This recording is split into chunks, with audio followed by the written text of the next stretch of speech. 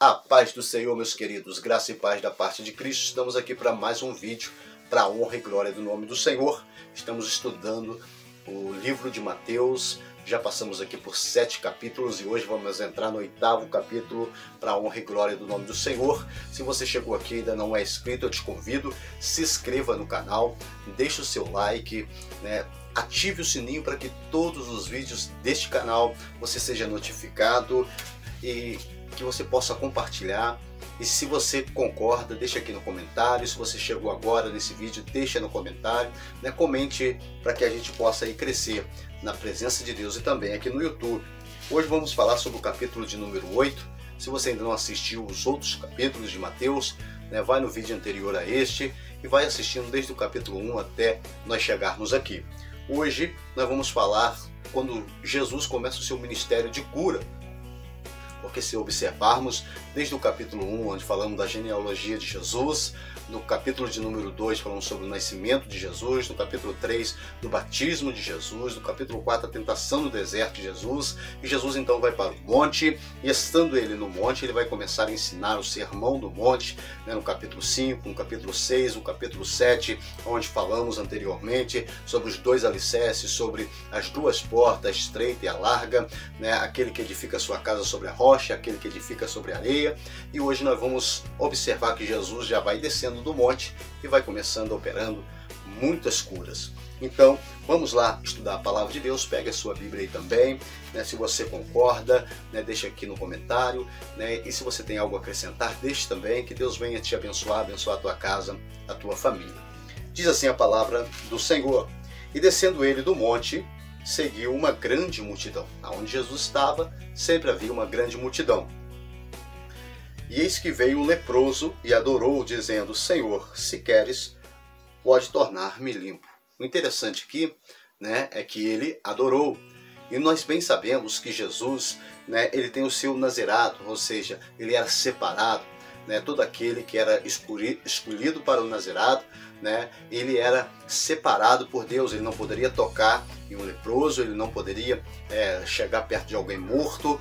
Teria toda uma regra, e Jesus vai mostrar que ele veio para fazer a diferença. E vai dizer que então no verso de número 3, Jesus, estendendo a mão, tocou dizendo: quero ser limpo, e logo ficou limpo da sua lepra.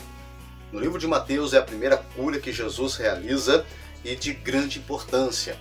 Nós vamos ver que os versículos que vêm após vai dizer, no versículo 4, disse-lhe então Jesus: olha, não digas a ninguém, mas vai e mostra-te ao sacerdote e apresenta a oferta que Moisés determinou para que lhe sirva de testemunho. Está lá em Levítico capítulo de número 13, onde fala sobre os leprosos, tinha que levar até o sacerdote, toda uma história, e nós conhecemos. E Jesus, ele disse: não fala, porque a minha fama ainda não pode ser conhecida, porque Jesus tinha um ministério para cumprir, tinha um propósito de Deus para cumprir. Aí vai começar no versículo de número 5, falando de algo muito importante também, mais uma cura realizada por Jesus Cristo, e agora ele não precisou tocar, ele não precisou estar presente com a pessoa que seria curada. O interessante aqui, sobre o centurião, nós vamos estar lendo e comentando. Diz assim, no verso 5, e entrando Jesus em Cafarnaum, chegou junto dele um centurião, rogando-lhe, dizendo: Senhor, meu criado já em casa, paralítico e violentamente atormentado. O interessante daqui do versículo número 6, que esse centurião, ele não foi buscar para ele, ele foi buscar para alguém, algo bem comum hoje. Quando a gente vai no culto, muitas das vezes lembramos de alguém que está necessitado, não pode estar na casa do Senhor, às vezes está enfermo, às vezes está adoentado e às vezes, muitas das vezes está até atormentado pelo inimigo. E este centurião vai mostrar algo tremendo. Ele foi buscar por alguém, ele sabia que Jesus era a solução, como nós sabemos hoje. E vai dizer que, no versículo de número 7, Jesus lhe disse: eu irei e lhe darei saúde. O Senhor Jesus disse: então eu vou e vou dar saúde, porque ele tinha acabado de descer do monte, estava cheio da presença, e disse: eu vou lá e vou dar saúde. Mas este centurião vai mostrar algo bem tremendo para nós. No verso de número 8 vai dizer: o centurião respondendo disse: Senhor, não sou digno de que entre debaixo do meu telhado, me diz somente uma palavra e meu criado sarará. E ele vai dizer, pois também sou homem sujeito ao poder e tenho soldados à minha ordem. E digo a este vai, e ele vai, e a este outro vem, e ele vem, e o meu criado fazei isso, e ele faz. Maravilhou-se Jesus, e ouvindo isso, disse aos que seguiam, em verdade vos digo que nem em todo Israel encontrei tanta fé. Mas eu vos digo que muitos virão do Oriente e do Ocidente, assentar-se-ão à mesa com Abraão, Isaque e Jacó no reino dos céus. E os filhos do reino serão lançados nas trevas exteriores, e ali haverá planto e ranger de dente. Então disse-lhe Jesus ao centurião, vai, e como creste, te seja feito. E naquela mesma hora, o seu criado sarou. Que interessante, basta somente uma palavra do Senhor para que a obra possa acontecer. Então, vamos ver que esse centurião ele vai usar o poder que ele tinha na época, né, de ser centurião. Fala sobre isso um general ou alguém de um patente maior que tem ao seu dispor 100 soldados. Se esse era o centurião, ele tinha 100 soldados ao seu dispor. Então ele vai começar a dizer, se eu disser a um vai, ele vai, se dizer vem, ele vem, e tudo que eu peço ele faz. E eu sei que o Senhor tem poder, se dizer a um anjo que vá na minha casa, ele vai.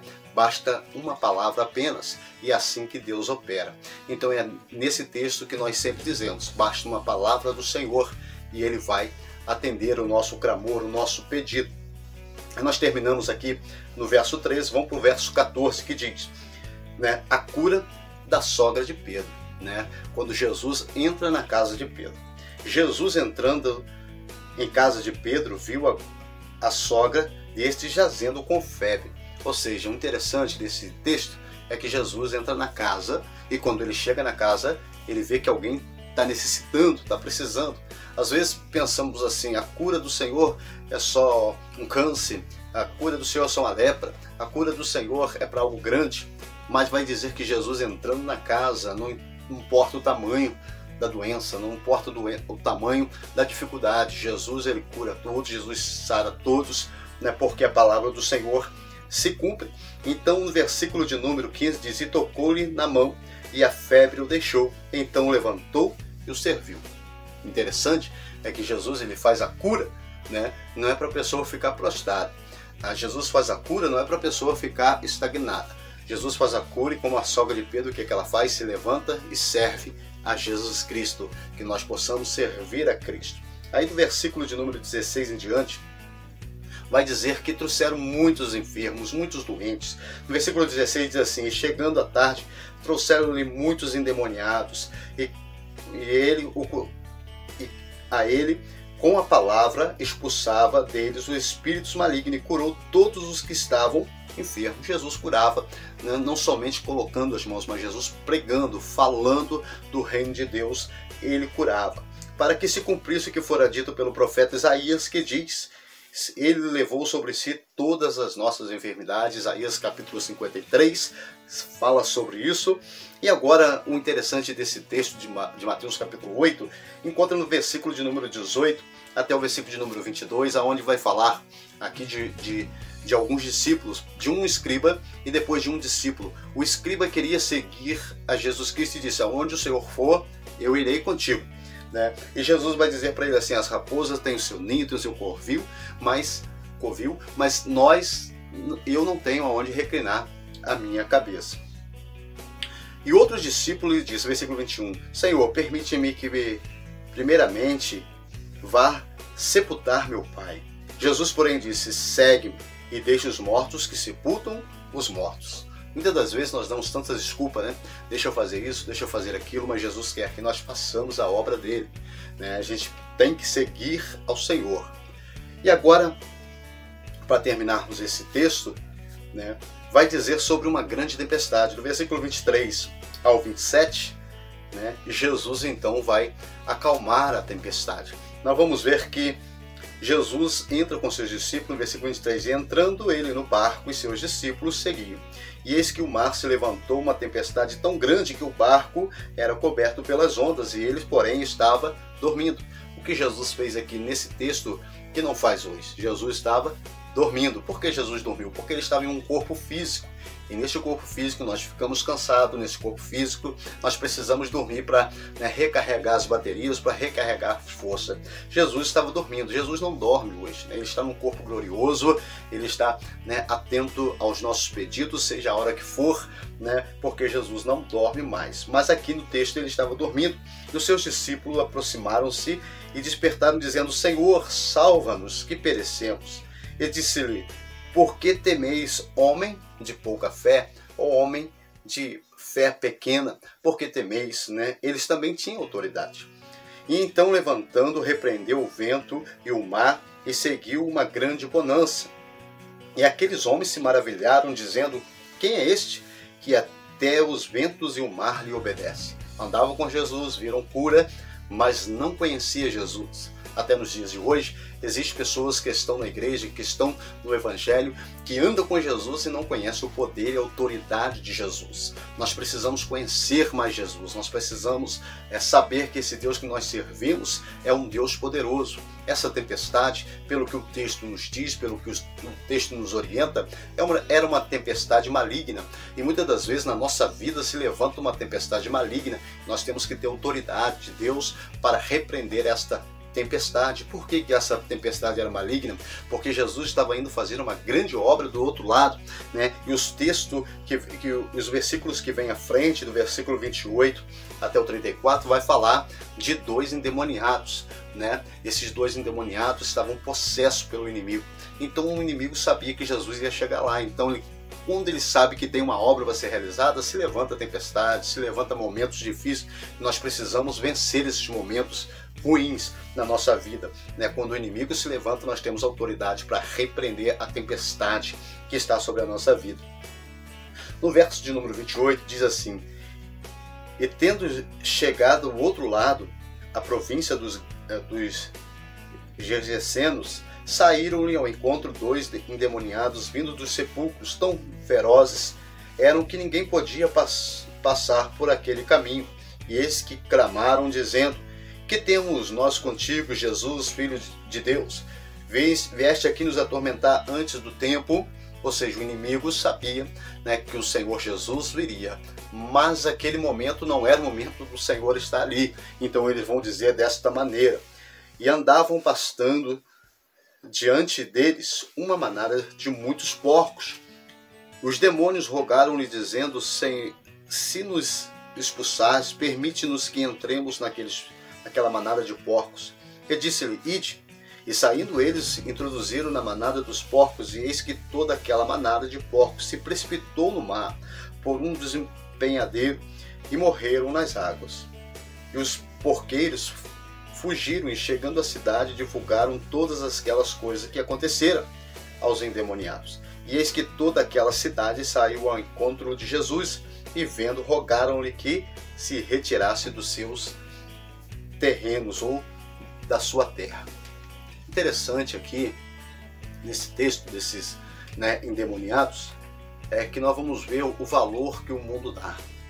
Aqueles homens eram possessos pelo inimigo, aqueles homens, ninguém podia passar por aqueles caminhos, e quando Jesus chega lá e faz aquele grande milagre, liberta esses homens. Quando eles chegam, aqueles homens libertam, e o texto de Marcos capítulo 5, onde fala do endemoniado gadareno, ele vai falar que aquele jovem queria seguir Jesus, estava conversando com Jesus, e quando eles chegam e ver que eles estão conversando, que eles não olham para eles queriam expulsar Jesus. O que eu aprendo com isso é que muitas das vezes, né, não é lucro para um bar, não é lucro para uma boca de fumo quando alguém se converte ao Evangelho. É perda para eles, mas é ganho para o reino de Deus.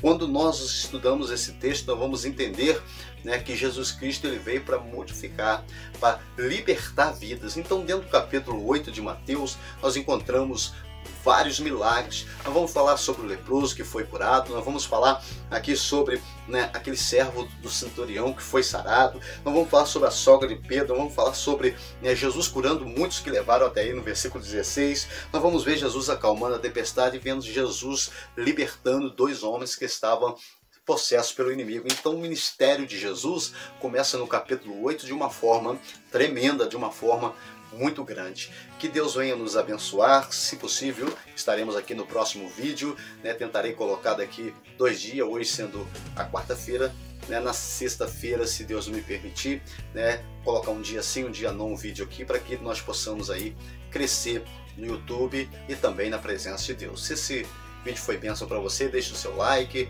né? Comenta aí e vai divulgando aí para que nós possamos juntos crescer para a honra e glória do Senhor. Deus abençoe a todos.